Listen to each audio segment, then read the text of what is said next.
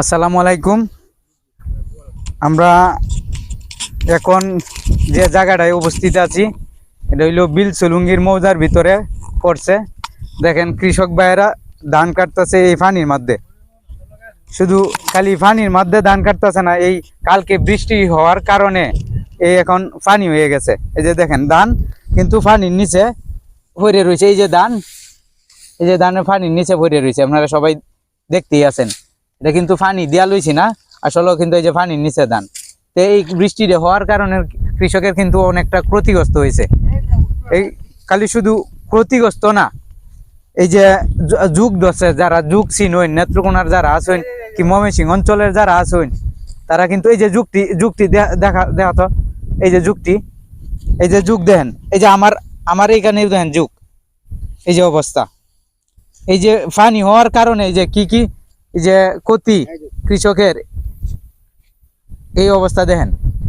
এই যে যুগ, এটি কিন্তু যুগ, এই যে ফরসের যুগ, ছোট ছোট যুগের, এই যে যুগের বাচ্চা, এই যে দেখতে আছেন।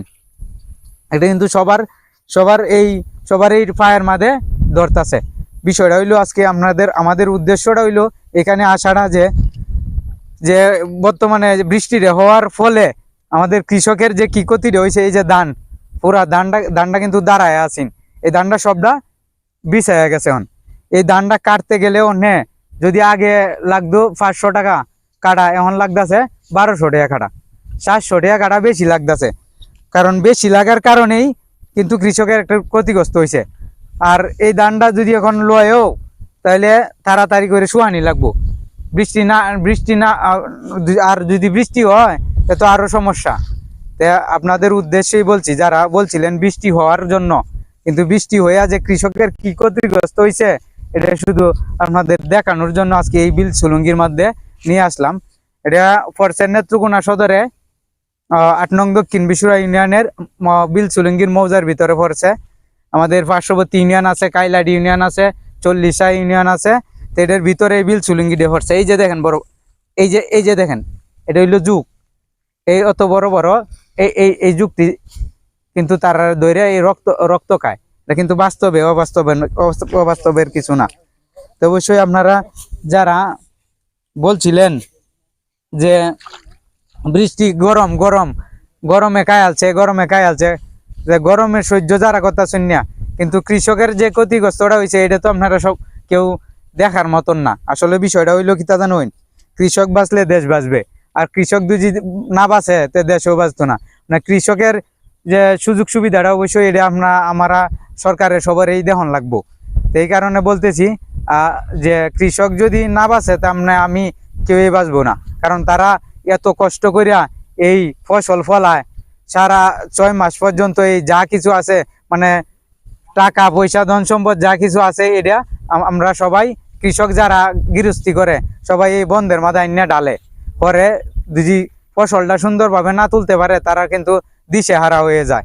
তো এই কারণে বলছি, আপনারা যারা এই কৃষকের বিরুদ্ধে কাজ করেন, তো অবশ্যই এই কৃষকের বিরুদ্ধে কাজ থেকে বিরত থাকবেন। কৃষক যদি ধান না ফলায় আমি কেউই ভাত খাইতে পারবেন না।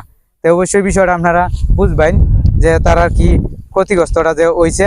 তো অবশ্যই আমরা একজন কৃষকের সাথে কথা বলবো এখন, তার কি সমস্যা অসুবিধাটা তারা নিজের মুখে আপনারা শুনবেন। অবশ্যই ভিডিওটা কন্টিনিউ দেখে যাবেন, আমাদের সাথেই থাকবেন। ভাই ওয়ালাইকুম সালাম, কেমন আছেন? ভালো। আচ্ছা, আপনারা এই যে এই বৃষ্টি হওয়ার কারণে আপনাদের কি ক্ষতিগ্রস্ত হয়েছে? ক্ষতিগ্রস্ত এই যে হানি ধান জমিন সব হানি তল হয়ে গেছে, অনেক কাটতারি না। আর এই যে ধরেন যে দেন যে জোহের লাগিয়া, এই জোহের লাগে হতারি না, এই যে ধান কাটতারি না, দেন এক হাই দেন যুগ খাই যুগ ভাই দেন জোহের লাগিয়া ধান কাটতারি ধান হয়েছে সব নিছে। মানে এই ধান কেমনে কি করবো, তো মাথা মশো সব খারাপ হয়ে গেছে। অন্য উপায়টা কি? উপায়টা তো আপনাদের অনেক ক্ষতিগ্রস্ত হয়েছে এই বৃষ্টির কারণে, ঠিক না? জি। এখন এই যে ক্ষেত কাটতাছেন যে এটি জুহে ধরতেছে। হ্যাঁ, জুহে ধরতেছে অবশ্যই অনেক। এই যে জুখের বাচ্চা, হ্যাঁ, অন্য আপনারা আর এই যে জুহে কামড় দিয়ে রক্ত বাইর করে লাই না, ঠিক না? অনেক উপায়টা কি ক্ষেত কেমনে নাম কাটিয়া? এটা তো অবশ্যই আপনাদের এই যে অত টিয়া পয়সা, এই যে বাজার থেকে সার আনছি বাহি, তেল আনছি বাহি, সবকিছু বাহি, ওষুধও তো বাকি আনছেন। সবকিছু বাহি আনছে, মানে এই টিয়া কেমনে দেয়াম, আর এই যে আমরা নিজেরা কেমনে খাইয়াম, কেমনে চলমাম, এই যে আমরা আমরা কি করা নাই। আর ধানের দরও তো মনে হয় দানের ধরে যে 800 টাকা, 850, এবং নিচে হইলো হাই হইলো 800। তো ধানের দরও সস্তা, ধানও এখন সস্তা। হ্যাঁ, তো আপনাদের এই যে এই কৃষি কইরা ধান কইরা আপনারা লোকসানের দিক দিয়ে আছেন। লোকসানের দিকে এখন আমরা কি করা, আমরা তো সারা বছরে একটা ফসল আইয়ে, আর সারা বছরই হানি তলে হয়ে থাকে সব তুমি। এই জমিন সব পানি তলে ভরে থাকে, হ্যাঁ, হ্যাঁ, এই কারণে আপনাদের অনেক অনেক অসুবিধা। অসুবিধা হইতেছে। তো অবশ্যই সরকারের কোনো সাহায্য সহযোগিতা পাইলে সরকার আপনাদের- সাহায্য আমরা যদি সরকার আমরা একটা অনুদান দিত, তা আমরা অবশ্য আমরা একটা কিছু একটা করতাম। ঠিক আছে, তো অবশ্যই আপনারা এটা সরকারের কাছে আবেদন রইলো যে সরকারে কোনো সাহায্য সহযোগিতা করতে, আর ধানের রেটটা যেন সরকারে ভালোভাবে দেয়। অন্য বছর তো আপনার 1000 টাকা করে দিত, 1000 টাকা 1200 টাকা দিত, এবছর সরকারের দাম কমায়া দিছে, ধানের রেট কমায়া দিছে। আপনারা আপনাদের যে সুযোগ সুবিধা এগুলা সরকারে যে ভালোভাবে দেখাশোনা করে, এই ব্যাপারে কিছু বলেন। সরকার কি কি কি দেখাইবো আমরা, মানে কি দিব? সুযোগ সুবিধার কথা আর কি। সুখ সুবিধা দিব কেমনে? তো অবশ্যই দর্শক বৃন্দ যারা আমাদের এই ভিডিওটা দেখবেন, তাদের উদ্দেশ্যে বলছি যে এই সব জমিন কিন্তু এখন বর্তমানে এই যে পানির তলে তলে আছে। আর এই যে যুগের যে একটা অনেক যুগ তাদের এই যে পার মাঝে ধরতেছে এই পানি হওয়ার কারণে। তো অবশ্যই আপনারা যারা এই বৃষ্টির কথা বলছিলেন তাদের আসলে আশা পূর্ণ হয়েছে, বৃষ্টি আসছে, কিন্তু আসলে কৃষকের অনেকটা ক্ষতিগ্রস্ত হয়ে গেছে এই বৃষ্টি আসার কারণে।